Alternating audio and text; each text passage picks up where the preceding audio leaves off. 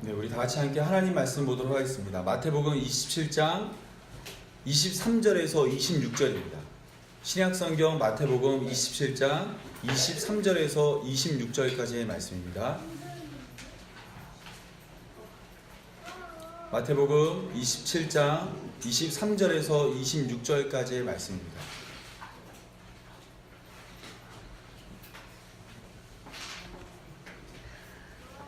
마태복음 27장 23절에서 26절까지의 말씀을 우리 다 찾으셨으면 우리 한 목소리로 다 같이 함께 읽도록 하겠습니다. 다 같이 읽겠습니다. 시작. 빌라도가 이르되 어쩌미냐 무슨 악한 일을 하였느냐 그들이 더욱 소리질러 이르되 십자가에 못 박혀야 하겠나이다 하는지라. 빌라도가 아무 성과도 없이 도리어 밀란이 나려는 것을 보고 물을 가져다가 무리 앞에 손을 씻으며 이르되 이 사람의 피에 대하여 나는 무죄하니 너희가 당하라. 백성이 다 대답하여 이르되 그 피를 우리와 우리 자손에게 돌릴지어다 하거늘 이에 바라바는 그들에게 놓아주고 예수는 채찍질하고 십자가에 못 박히게 넘겨주니라. 아멘. 우리는 지난 시간에 이어서 계속해서 사도신경을 함께 나누고 있습니다. 사도신경의 시작은 원래 나는 믿습니다란 말을 통해서 하나님을 믿는다고 말하고 있고, 두 번째로 누구를 믿는다고 말하죠? 뒤에 보면 동정녀 마리아에게 나신 예수님을 믿는다고 말하면서 예수님에 대한 이야기가 많이 나오고, 예수님 이야기 끝난 다음에 누구를 믿는다 그럴까요? 성령을 믿사오며, 그 다음은 거룩한 공예와 성도가 서로 교통하는 것과 죄를 사하시는 것과 몸이 다 사는 것과 영원히 사는 것을 믿는다고 말하는 것이 사도신경의 신앙 고백입니다. 오늘은 예수님에 대해서 함께 좀 살펴보려고 합니다. 예수님의 어떠한 면을 살펴보려고 하는 거냐면, 빌라도에게 고난을 받았다고 말하는 이 부분에 대해서 좀 살펴보려고 합니다. 지난 시간 우리는 예수님이 성령을 통해 동정녀 마리아에게서 태어난 이야기를 배웠습니다. 이 이야기를 통해서 우리가 배운 것은 무엇이냐면, 예수님께서는 죄가 없는 자로 이 땅에 오셔야 했기에 요셉과 마리아 사이에서 나온 것이 아니라 마리아라는 여자에게 성령으로 잉태하여 우리에게 오셨다라는 겁니다. 왜냐하면 사람이란 존재는 모두 죄를 가지고 태어나기 때문입니다. 이와 같이 예수님의 태어난 이야기가 지난 시간의 이야기입니다. 그리고 난 후에 본디오 빌라도에게 고난을 받으사, 그 다음 내용이 뭐예요? 십자가에 달려 죽었다는 거예요. 그러면 예수님이 태어났고 그리고 예수님이 죽었다면 그 사이에 예수님의 삶을 표현한 사도신경의 신앙 고백은 예수님의 삶을 쉽게 이야기하면 이렇게 표현하고 있는 겁니다. 바로 고난받았다라는 겁니다. 태어나서 죽었는데 그 사이의 삶을 표현하는 것이 뭐냐면 고난받는 인생을 살았다라고 말하고 있습니다. 예수님이 이 땅에 오셨을 때 왜 고난을 받으셔야만 했을까요? 고난과 슬픔과 아픔이라는 것은 죄를 범한 자가 받는 것입니다. 그런데 예수님이 이 땅에 와서 이러한 고난을 당했다라는 것은 그 고난이 원래는 누구 거라는 거예요? 다 우리 거라는 겁니다. 에덴 동산에서 쫓겨나 죄를 범하고 하나님의 뜻을 떠나서 범죄하여 죽을 수밖에 없는 우리들의 인생을 대신하기 위해 예수님이 이 땅에 오셨고, 이사야 53장은 그가 우리의 슬픔을 담당하고 우리의 질고를 졌다라고 표현하고 있는 겁니다. 그런데 오늘 우리가 고백하는 사도신경을 보면 누가 예수님을 고난에 빠뜨렸다고 나와 있어요? 누가 그랬죠, 예수님을? 호서가 그런 건 아니지? 네. 누가 예수님을 고난에 빠뜨렸다고 말하고 있습니까? 본디오 빌라도라고 말하고 있어요. 그런데 사실은 성경에 있는 것을 고증해 보면 빌라도와 예수님이 대면하고 재판했던 날은 고작 3일밖에 되지 않습니다. 3일밖에 되지 않는 그 사람에게 예수님의 모든 고난의 책임을 떠넘기고 있는 것처럼 보여집니다. 사실은 예수님이 이 땅에 오셨을 때 예수님을 정말 힘들게 했던 사람들은 정작 따로 있었죠. 여기 보시면 종교 지도자들은 예수님이 가는 곳마다 쫓아다니며 예수님을 고소하고 괴롭히고 비방했습니다. 심지어는 거짓 증인들을 만들어서 예수님을 십자가에 못 박는 대로 내밀었습니다. 그리고 여기 나온 사람들은 누구죠? 여기 그림에 보이는 사람들 누굴 것 같으세요? 예수님의 제자들이죠. 예수님의 제자들이 왜 예수님을 힘들게 했냐면 예수님이 먹고 자고 이야기하면서 계속해서 가르쳤지만 제자들이 어때요? 매번 깨닫지 못하고 엉뚱한 얘기하고 나중에 나를 더 높은 데 앉혀주십시오라고 이야기하면서 예수님을 힘들게 하다가 실제로 예수님이 십자가 앞에 가게 되었을 때 12제자 중에 한 명이 예수님을 팔았습니다. 그리고 나머지 제자들은 다 어디 갔어요? 도망가며 예수님을 저주하고 욕하며 떠나간 겁니다. 실제로 예수님을 힘들게 했던 자들 중에는 제자들도 있는 거예요. 또 여기 보시면 유명한 영상이 그림이 있죠. 이 그림이 뭐냐면 예수님이 채찍질 당했던 이 그림을 보여주고 있습니다. 예수님을 육체적으로 가장 힘들게 했던 사람들은 누구냐면 로마 병정들이었습니다. 그렇다면 사실 사도신경을 통해서 우리가 고백할 때 예수님을 고난에 빠뜨린 사람들은 종교 지도자들이라고 고백하며 종교 지도자들에게 고난을 받아 십자가에 못 박아 죽으시고 라고 해도 어색하지가 않아요. 또 여기 보시면 제자들에게 고난을 받아 십자가에 못 박혀 죽으시고 로마 군병들에게 고난을 받아 십자가에 못 박혀 죽으시고 라고 해도 되는데 유독 사도신경은 누구를 지칭하고 있냐면 본디오 빌라도에게 고난을 받아 십자가에 못 박혀 죽었다고 고백하고 있는 겁니다. 예수님을 힘들게 하고 예수님을 팔아넘기고 예수님을 괴롭힌 사람은 정말 많이 있었는데 왜 이 모든 책임을 지금 본디오 빌라도에게 넘기고 있을까요? 여러분 한번 잘 고민해 보셔야만 합니다. 오늘도 우리가 사도신경으로 신앙 고백을 하며 시작했잖아요. 우리가 이러한 고백을 할 때 모르고서 하는 말은 그거는 공허한 말이며 아무 의미가 없는 겁니다. 우리는 오늘 이 고백한 이야기를 나의 이야기와 나의 고백이 되기 위해서 바로 이러한 사실에 대한 이유를 좀 찾아보고자 합니다. 이 본디오 빌라도는 예수님의 십자가에 예수님의 고난의 책임을 마치 홀로 다 진 것처럼 보여집니다. 그런데 매우 충격적인 사실은 오늘 우리가 쓰고 있는 이 성경의 이 성경책 앞에 기록된 사도신경의 내용이 번역상의 문제를 가지고 있다는 겁니다. 여기 보시면 오늘 우리가 사용하고 있는 사도신경의 내용이 이렇습니다. 동정녀 마리아에게서 나시고 본디오 빌라도에게 고난을 받아 십자가에 못 박혀 죽으시고라고 돼 있어요. 그런데 여기는 카톨릭 천주교에서 번역한 내용입니다. 여기에 보면 이렇게 되어 있습니다. 성령으로 인하여 동정녀 마리아에게 잉태되어 나시고 본시오 빌라도 통치 아래서 고난을 받으시고라고 되어 있어요. 이 두 개의 차이점이 이해가 되세요? 여기에서는 고난을 주는 주체가 본디오 빌라도인데 천주교는 뭐라고 얘기했냐면 그 본디오 빌라도가 통치하는 시대에 예수님이 고난을 받았다라는 겁니다. 우리 서린이가 여기 있는 영어를 좀 해석해서 해주면 좋겠는데 뭐냐면 영어 성경에 이렇게 돼 있어요.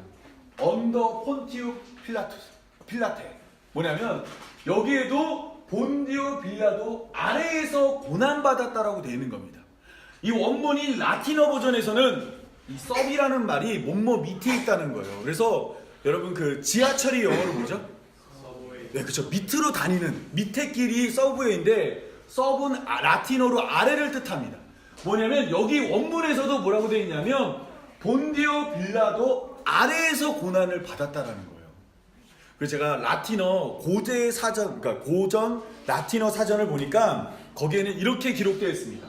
뭐냐면 이 서비라는 단어 밑에 뒤에 사람의 이름이 오면 그 당시에 통치하던 때를 의미한다라는 겁니다. 즉 시간을 의미하는 단어가 바로 이와 같이 섭과 사람의 이름이 붙을 때 그렇게 해석을 한다라는 겁니다.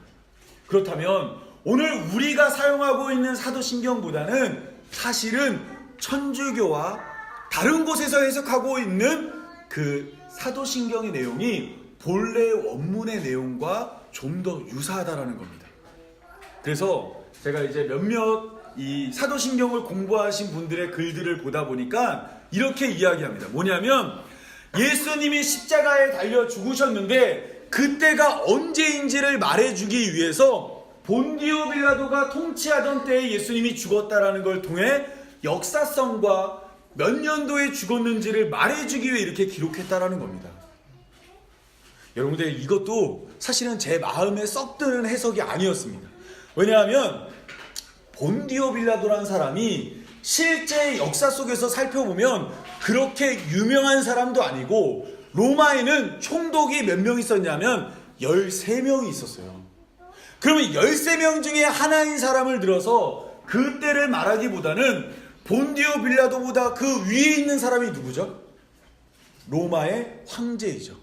그 사람을 예를 들어서 그때 예수님이 고난받았다고 말하는 게 보통 일반적입니다. 누가복음 3장 1절에 세례자 요한에게 성령이 임할 때를 이렇게 표현하고 있습니다. 디베리오 황제가 통치한 지 15해 곧 본디오 빌라도가 유대의 총독으로, 헤롯이 갈릴리 분봉왕으로, 그 동생 빌립이 이두레와 드라고닛 지방의 분봉왕으로 하면서 이야기를 전개하는데, 여기에 보시면 본디오 빌라도가 처음에 나온 게 아니라 누가 나와요? 그렇죠. 디베리오 황제가 통치한 지 15해. 일반적으로 어느 시점에 그런 일이 벌어졌다고 했을 때는 연도를 표현하면 좋지만 그것이 표현되지 않을 때는 황제의 이름을 가져다 표현합니다. 그 밑에서 일하고 있는 총독의 이름을 갖다 쓰는 게 아니라는 겁니다. 그렇다면 왜 사도신경은 디베리오 황제 때라고 하지 않고 본디오 빌라도 때에 예수님이 고난받았다고 말하고 있을까요?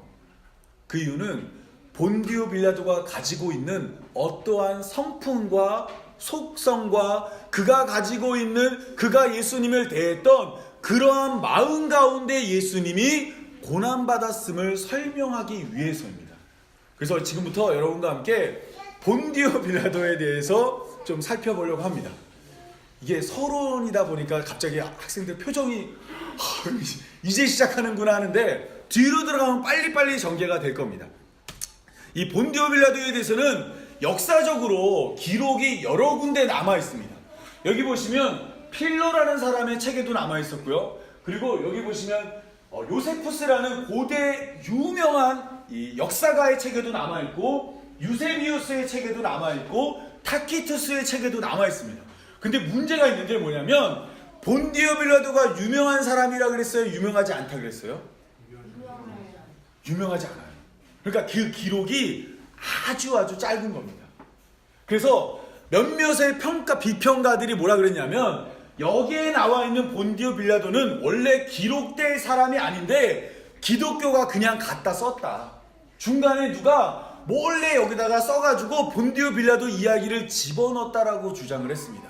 그러면서 뭐라 그러면 본디오 빌라도는 실존하는 인물이 아니라고 주장하는 겁니다. 이것이 1980년대, 1900년대에 많은 사람들이 주장했던 내용들이었습니다. 그런데 1961년에 이탈리아의 고고학자들이 예루살렘 주변에 있는, 북쪽에 있는 원형 경기장을 막 땅을 파면서 거기에서 보물이 있나 유적지가 있나 파다가 하나의 비문을 하나 발견하게 됩니다. 그 비문이 뭐냐면 여기에 나와 있는 이 비문입니다. 이 비문은 어떤 내용을 담고 있냐면요, 뭐냐면 그 원형 경기장을 만들었을 때 티베리우스 황제와, 티베리우스란 사람은 황제인과 동시에 신이거든요. 그 신전을 설명하기 위해서 본디오 빌라도가 여기에 이것을 헌납했다라는 내용이 담겨져 있습니다. 그래서 폰티우스 필라토 이렇게 돼 있는 요 비문이 발견되어서 본디오 빌라도가 실존했던 인물임을 증명하게 된 겁니다. 나중에 여러분 기회가 되시면 꼭 이스라엘 가셔서 요 비문이 지금 박물관에 보관되어 있고, 요것이 나온 자리에는 가품이 가서 딱 있습니다. 여러분 꼭 한번 확인해 보시고 이 성경의 역사가 진짜라는 것을 꼭 배웠으면 좋겠습니다. 이 본디오 빌라도라는 사람은 어떤 사람이었냐면 그의 이름과 출생에 대해서는 여러 가지 설이 있지만 제 시간 관계상 마지막을 이야기하면 이 쌈니우족이라고 말하는 이탈리아에 있는 굉장히 싸움을 잘하는 부족의 이 후손으로 알려져 있습니다. 왜냐하면 본디오란 말이 이 폰티라는 말인데 본디오가 어떤 지명과 지역을 설명하는 말이고 빌라도는 이름인 겁니다. 그러니까 본디오 빌라도는 쌈니우족의 빌라도라는 뜻을 가지고 있습니다. 그는 유대 땅의 5번째 총독으로 부임하게 됩니다. 제가 원고에는 자세히 썼는데 시간 관계상 여기를 좀 짧게 넘어가도록 할 텐데 원래는 헤롯이 왕으로 예수님 태어날 때도 헤롯이 왕이었어요. 그런데 헤롯이 굉장히 무자비하게 통치하던 가운데 죽고 나면서 그의 유언을 따라 아들 3명이 유대와 사마리아를 통치하게 됩니다. 이때 헤롯의 뒤를 이어서 유대 땅을 다스린 사람이 누구냐면 성경에도 나오는 아켈라오입니다. 이 사람은 아버지보다 더한 사람이었습니다.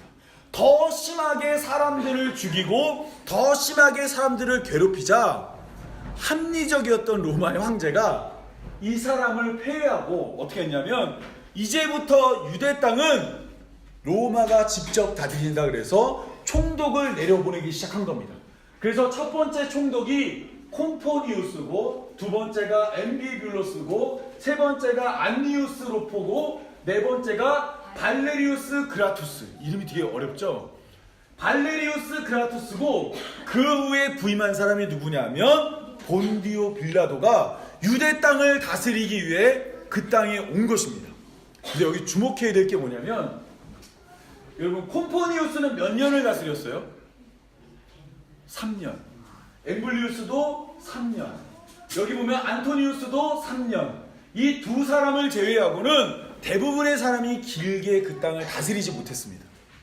왜 그랬냐면 여기에는 이스라엘만의 유대인들만의 독특한 특색이 있는데 그것을 이해하지 못하고 이스라엘 백성들을 억압하면 어김없이 황제한테 일러 바치는 거예요. 이 사람 좀 바꿔주세요. 그러니까 자꾸 총독이 바뀌게 되었습니다. 그리고 역사에 기록되어져 있는 이 빌라도에 대한 기록을 살펴보면 이 필로라는 사람은 빌라도의 성격을 이렇게 표현하고 있습니다. 우리 학생들만 한번 이 글씨 한번 읽어볼까요? 다 같이 읽겠습니다. 시작.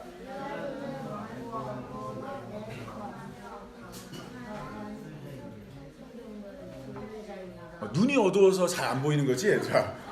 뭐냐면 빌라도는 완고하고 냉혹하며 강팍한 성격의 소유자로 소개가 되고 있고 요세푸스의 책에 의하면 빌라도는 티베리스 황제에게 잘 보이기 위해 황제의 형상을 본뜬 방패와 군기를 제작하여 예루살렘 곳곳에 걸어놨다고 합니다. 그러니까 쉽게 얘기하면 아부자라고 또 뭘 잘해요? 잔혹한 사람이에요. 그런데 이것이 누가복음 13장에 그의 성품이 기록되어져 있는데 이 어떤 사람들이 제사를 드리려다가 갈릴리 지방에서 이 갈릴리 지역이라는 데가 어디냐면 예루살렘이 있고 그 위에가 갈릴리 지역인데 여기 사람들은 좀 더 완강하고 독립에 대한 투쟁을 많이 했습니다. 이때 그들이 예배를 드리기 위해서 모여서 예배를 드릴 때 빌라도가 예배당 안으로 누구를 보내냐면 군사들을 보내서 예배 드리는 사람들을 죽인 거예요. 그래서 그 죽인 사람들의 피가 제물에 섞여 들어가게 된 이야기가 누가복음 13장 1절에 기록되어 있습니다. 그때 마침 두어 사람이 와서 빌라도가 어떤 갈릴리 사람들의 피를 그들의 제물에 섞은 일로 예수께 아뢰니. 그러니까 빌라도라는 사람은 굉장히 무자비한 사람이었습니다. 이 빌라도가 총독으로 있을 때 그는 이 두 번의 밀란을 경험합니다. 첫 번째는 뭐냐면 여러분 아까 빌라도의 방패하고 빌라도가 깃발에다 누구를 새겨놨다 그랬어요? 황제의 얼굴을 새겨놨어요. 그러니까 황제에게 잘 보여드니까 이것을 가지고 군대를 예루살렘에 주둔시키려고 했습니다. 이때 여러분 유대인들은 하나님 아는 다른 사람의 형상이 예루살렘 성전에 오는 것을 원치 않았어요. 그래서 뭐냐면 지금도 잘하는 건데 가서 데모를 하는 겁니다. 뭐냐면 빌라도의 집 앞에 가가지고 이 방법을 철회해 주십시오 막 했어요. 빌라도가 확 성격상 다 죽여버리고 싶었지만 보니까 이전의 총독들이 어떻게 하다 잘렸어요? 관계가 좋지 못하다 잘렸으니까 5일 후에 한번 철회해 준 겁니다. 알았어 빼줄게. 그리고 더 몇 년 후에 더 심한 계획을 세웠는데 그것이 두 번째 밀란으로 이어집니다. 뭐냐면 뭐라고? 괜찮아 얘기해도. 뭐라고? 뭐냐면 이번에도 황금 방패와 깃발을 가지고 예전에는 예루살렘 성이었다면 이번에 어디에 그것을 갖다 놓으려고 그랬을까요? 성전 안에다 갖다 놓는 겁니다. 그리고 당시에 여러분 로마에 가면 로마나 예루살렘에 가면 수도 시설이 잘 돼 있어요. 지금처럼. 근데 그곳을 만들기 위해서 예루살렘에 돈이 많은 곳이 어디냐면 성전에 돈이 많았거든요. 헌금을 많이 하니까 그곳을 원래 빌라도가 갖다가 쓰는 겁니다. 그래서 사람들이 화가 나서 데모를 했어요. 그랬더니 빌라도가 어떻게 했냐면 가서 사람들을 다 죽이는 겁니다. 심지어 누구까지 죽였냐면 구경하는 사람도 죽인 겁니다. 이 사실을 로마의 황제에게 또 이스라엘 백성이 막 얘기했어요.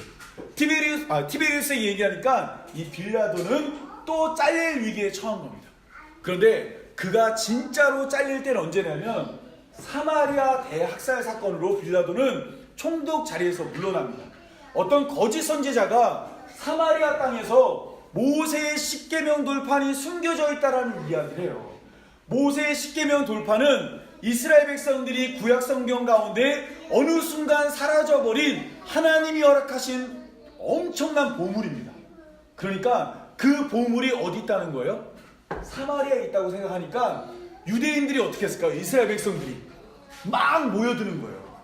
빌라도는 이때 너무너무 불안했습니다. 그래서 어떻게 했냐면 이 사람들이 보물을 찾기 위해서 갑자기 모여드니까 이것으로 폭동을 일으키려나 보다 하고 또 사람들을 무자비하게 다 죽인 겁니다. 결국 이 이야기가 티베리우스 황제에게 들어가서 이 빌라도는 총독의 자리에서 물러나게 됩니다. 이 고대 역사가들의 이야기에 의하면 이 뒤에 그는 자살을 했다라는 이야기로 생을 마감하는 내용이 대부분인데 이 동방 정교회, 러시아 쪽 종교에서는 이 빌라도가 나중에 예수님을 믿고 이 부부와 함께 성인이 되었다라는 전설도 전해지고 있습니다. 그런데 여러분 잘 보시면 제가 이 이야기를 했던 이유가 뭐냐면 빌라도가 여러분 보시기에 좋은 것 같아요? 나쁜 것 같아요? 정말 이상한 것 같죠? 자꾸 사람들 괴롭히고 서진아 좀 조용히 해줄래? 뭐냐면 자꾸 사람들을 악랄하게 괴롭히는 일을 했다라는 거예요. 전두환 같은. 역시 5.18. 네. 민주화 운동. 네. 그런 거 할 때 막 탱크 보내서 죽인 것처럼 이렇게 폭동을 저질렀는데 여러분 매우 이상한 것은 성경이 보여주는 빌라도의 모습은 역사가 보여주는 빌라도의 모습과 조금 다르다라는 겁니다. 왜 다른지를 이제부터 살펴보고 오늘 말씀을 마치도록 하겠습니다. 예수님이 대제사장과 종교 지도자들에 의해서 이제 체포될 위기에 처했습니다. 그래가지고 예수님을 데리고 왔는데 예수님을 고발했던 이유를 한번 읽어볼까요? 우리 누가복음 13장 2절만 읽겠습니다. 같이 읽겠습니다. 시작. 고발하였는데 우리가 저 사람을 보내 우리 백성을 미혹하고 가이사에게 세금 바치는 것을 금하여 자신의 그리스도라 하나이라니. 예수님을 이 종교지도자를 고발하는데 그 이유가 뭐냐면 백성을 미혹하고 가이사에게 세금 바치는 것을 금하고 자칭 왕이라는 겁니다. 여러분 예수님이 가이사에게 세금 내라 그랬어요? 내지 말라 그랬어요? 가이사의 것은 가이사예요. 당시 동전에 황제의 얼굴이 그려져 있으니까 그냥 제 주라는 거예요. 그런데 그들은 예수님이 내지 말라라고 말하며 거짓 증언을 했고 이 빌라도가 보기에 제일 중요한 게 뭐냐면 반란을 일으키는 지도자냐 아니냐인데 예수님을 자칭 왕이라고 소개해서 빌라도에게 넘겨버린 겁니다. 그런데 빌라도는 고민이 됐습니다. 왜 고민이 됐냐면 빌라도가 제일 두려워하는 게 뭐예요? 밀란이 일어나는 거죠. 폭동이 일어나는 건데 예수님을 따르는 자들이 많아요. 그럼 예수님을 죽이면 어떻게 돼요? 밀란이 일어날 수도 있겠죠. 그런데 만약에 예수님을 죽이지 않으면 종교 지도자들이 모여들어서 또 밀란이 일어날 것 같은 거예요. 이렇게 해도 폭동이 일어날 것 같고 저렇게 해도 폭동이 일어날 것 같으니까 이 빌라도가 어떻게 했냐면 예수님을 헤롯에게 넘겨버립니다. 여기 보시면 이 빌라도가 예수님을 신문하는 과정 가운데 예수님이 갈릴리 출신임을 알게 됩니다. 그래서 갈릴리를 다스리던 사람이 누구였냐면 헤롯이란 사람이 있었어요. 그래서 빌라도가 예수님을 헤롯에게 보냈습니다. 헤롯과 빌라도는 원래 어떤 사이였어요? 원수 같은 사이예요. 원수. 왜냐하면 빌라도가 좀 더 위에 있고 헤롯이 그 밑에서 있는데 둘 사이가 원래 잘 안 좋습니다. 뭐냐면 여러분들 그 직장 생활이나 하시다 보면 상사랑 관계가 좋기가 쉽지 않죠. 호윤아. 아르바이트를 하면서 왜냐면 이 주인과 종이 좋을 리가 없어요. 그래서 둘은 원수 같은 사이였는데 빌라도가 헤롯에게 예수님을 보낸 거예요. 너 한번 고생해봐라. 근데 헤롯은 오히려 기쁜 마음이었습니다. 왜 기뻤냐면 갈릴리 지역은 예수님이 가장 많은 이적과 기적을 행한 곳이니까 오시면 이적 행하심을 볼까 바라던 마음으로 예수님이 오는 것을 반긴 겁니다. 그런데 예수님이 왔는데 오히려 아무 말씀도 안 하고 아무 기적도 보여주지 않는 거예요. 그때부터 헤롯은 어떻게 했냐면 예수님을 업신여기고 조롱한 다음에 다시 누구에게 보내요? 빌라도에게 보내는 겁니다. 그리고 성경이 뭐라 그러냐면 그들이 원수였으나 이날에는 어떻게 돼요? 서로 마음이 맞은 거예요. 마음이 맞아서 예수님을 실컷 괴롭히고 돌려보낸 겁니다. 이제 빌라도는 큰일 났습니다. 왜냐하면 예수님을 어떻게 처리해야 되는가에 대한 고민이 그의 손앞에 이제 결정해야 될 순간이 다가오는 겁니다. 이 빌라도는 예수님을 신문하는 과정 가운데 예수님에 대해서 꼭 알아야 되는 게 뭐냐면 예수님이 정치적인 지도자인지 종교적인 지도자인지를 살펴야 되는 겁니다. 왜냐하면 종교적인 지도자는 그냥 내버려 두면 돼요. 로마는 어떤 종교든지 다 받아줬거든요. 근데 만약에 예수님이 정치적 지도자라면 반드시 예수님을 십자가에 못 박아야만 되는 겁니다. 그래서 이 빌라도가 예수님께 물어봅니다. 뭐냐면 내가 유대인의 왕이냐? 그랬더니 예수님이 자기가 왕이 맞대요. 그런데 이 왕이 맞다라고 이야기하면서 예수님이 말씀하시는 건 뭐냐면 우리 36절 한번 읽어보도록 하겠습니다. 다 같이 읽겠습니다. 시작. 예수께서 대답하시되 내 나라는 이 세상에 속한 것이 아니니라. 만일 내 나라가 이 세상에 속하였더라면 나로 유대인들에게 넘겨지지 않게 하였으리라. 이제 내 나라는 여기에 속한 것이 아니니라. 지금 너는 정치적 지도자인가를 빌라도가 물었는데 예수님이 뭐라냐면 내 나라는 여기 속한 거 아니야. 나는 여기에서 왕 되려고 온 게 아니라 내 나라는 여기에 속하지 않은 하나님 나라라고 빌라도에게 이야기한 겁니다. 그러자 빌라도가 예수님이 하나님의 아들이자 또 유대인의 왕이라는 것을 알게 되었고 예수님이 이 땅에서 반란을 일으키거나 밀란을 일으키기에 오신 분이 아니라는 것을 알게 되었습니다. 그래서 나가서 예수님에게는 아무 죄가 없다라고 유대인들에게 이야기를 해줬어요. 근데 유대인들이 그 이야기를 듣고 어땠을까요? 여러분 답정녀가 뭔지 아세요? 답을 정해놓고 있는 여자를 답정녀라고 하는데 답을 정해놓고 있었어요. 예수님을 십자가에 못 박으려는 겁니다. 그래서 빌라도는 예수님을 어떻게든 십자가에 보내주지 않기 위해서 명절에면 죄의 나라를 풀어주는 관습을 따라서 이 바라바라는 사람과 예수님 둘 중에 한 명을 선택하라고 말했습니다. 마태복음에는 바라바를 뭐라고 설명하고 있냐면 유명한 죄수라고 말했고 마가복음과 누가복음에서는 그는 잔인한 살인자라고 소개하고 있고 또 요한복음에서는 이 바라바를 뭐라고 소개하고 있냐면 그는 단순한 강도였다라고 설명하고 있습니다. 여러분 이 바라바는 사람을 죽였던 사람이고 이 바라바는 강도였고 이 사람은 매우 유명히 잘 알려진 죄인이었어요. 근데 반대로 예수님도 유명했죠. 예수님은 죽은 사람을 살리고 아픈 사람을 고쳐주고 하나님의 말씀을 옳게 전했습니다. 이 빌라도가 물어봅니다. 둘 중에 누구를 풀어주냐? 우리 같으면 누구를 얘기할 것 같으세요? 하나님을 풀어달라고? 그래.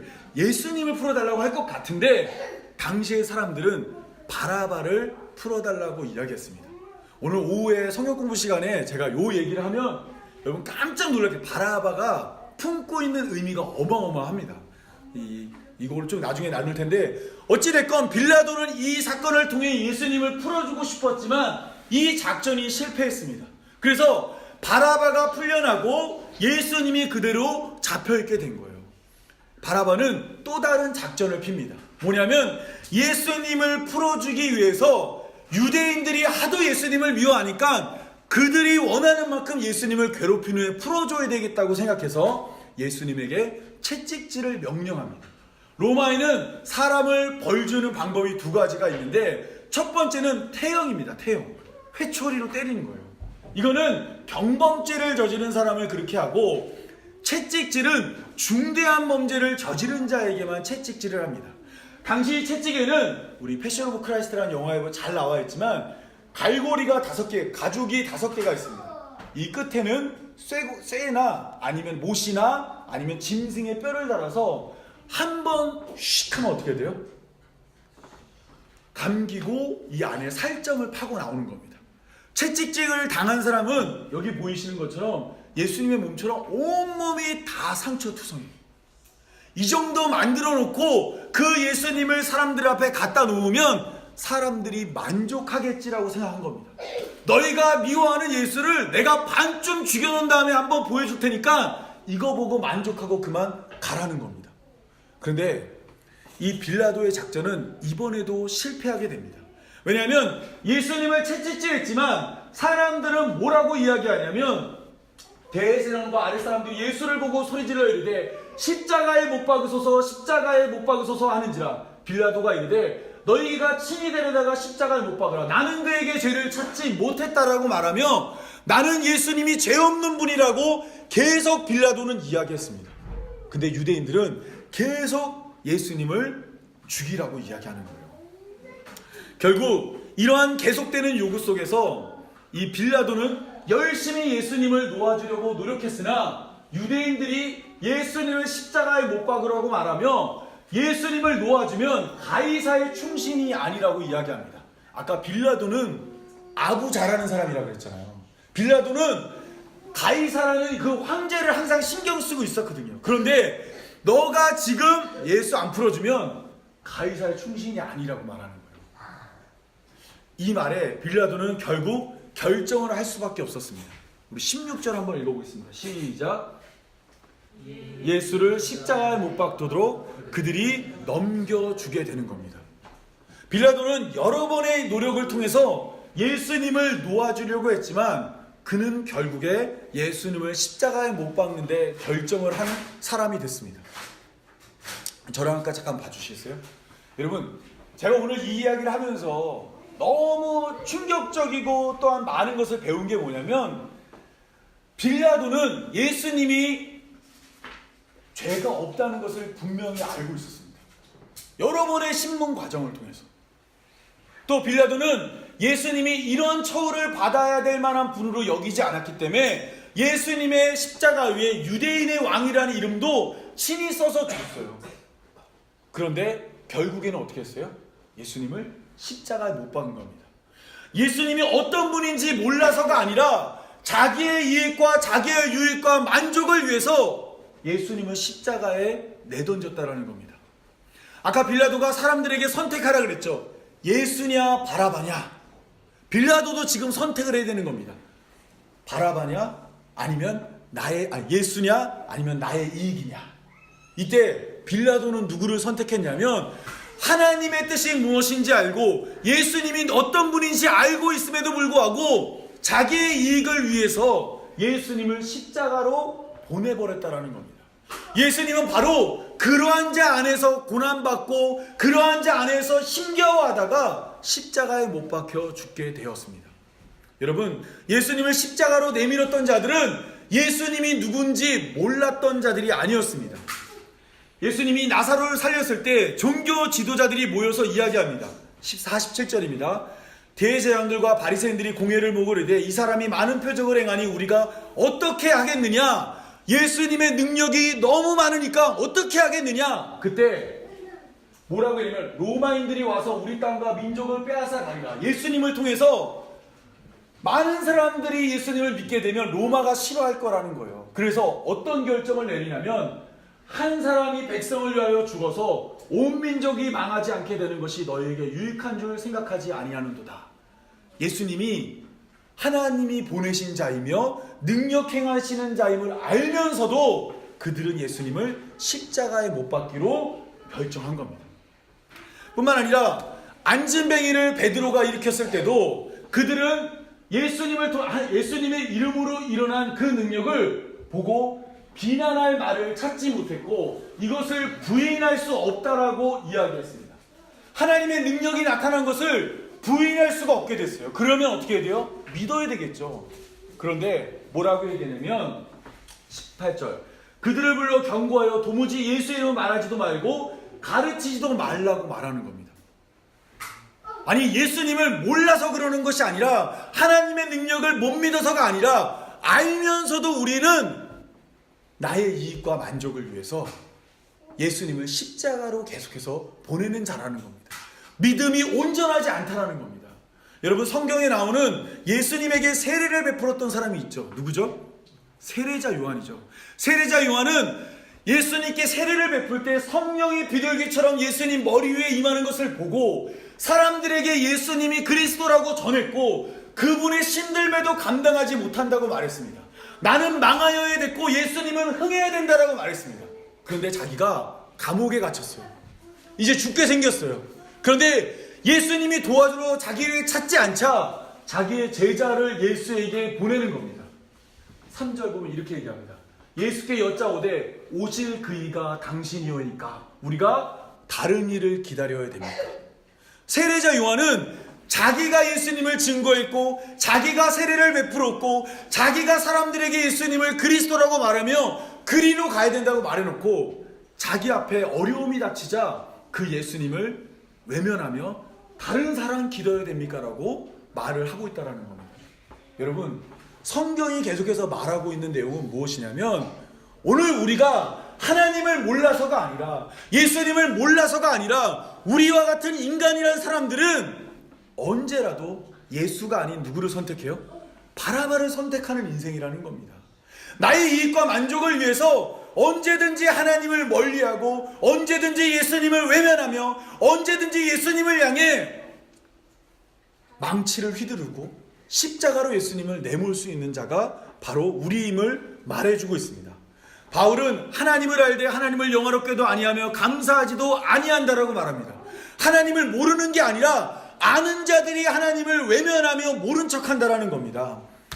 바울이 고민하며 자신의 속마음을 로마서 7장에서 이렇게 밝힙니다. 뭐라고 했냐면 여기 보시면 이렇게 되어 있습니다.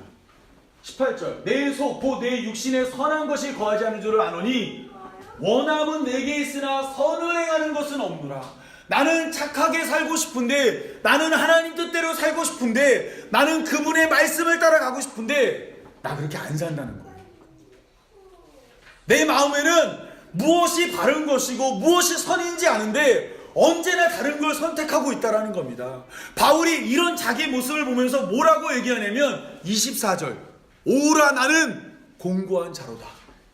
나하고 지금 사망의 몸이 함께하고 있다는 죽은 사람의 몸이 내 안에 있다는 거예요.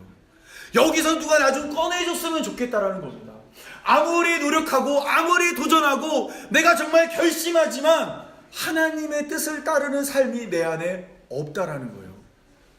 몰라서가 아니라 알고 있는데도 여전히 죄 가운데 있다라는 겁니다. 때문에 바울은 이러한 자신의 삶이 어떻게 구원받는지를 그 다음 장에 기록하고 있습니다.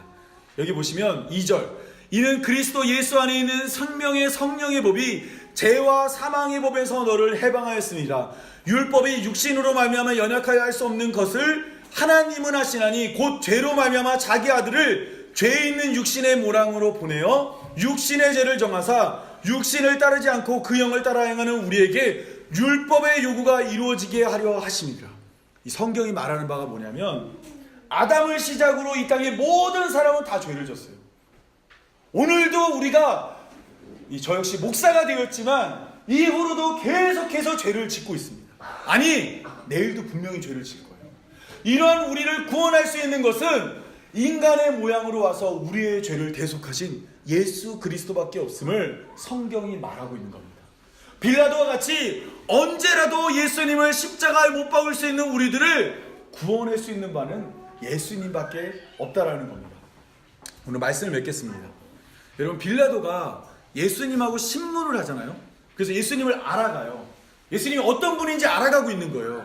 그런데 예수님이 어떤 분인지를 나중에 알게 됐는데 빌라도가 어떤 선택을 했냐면 예수님을 십자가에 못 박았습니다. 우리가 지금 교회에 나온 지 굉장히 오래됐죠, 여러분. 신앙생활 한 지 오래됐잖아요. 성경을 통해서 우리도 예수님을 지금 알아가고 있습니다. 근데 우리의 선택은 어떤가요?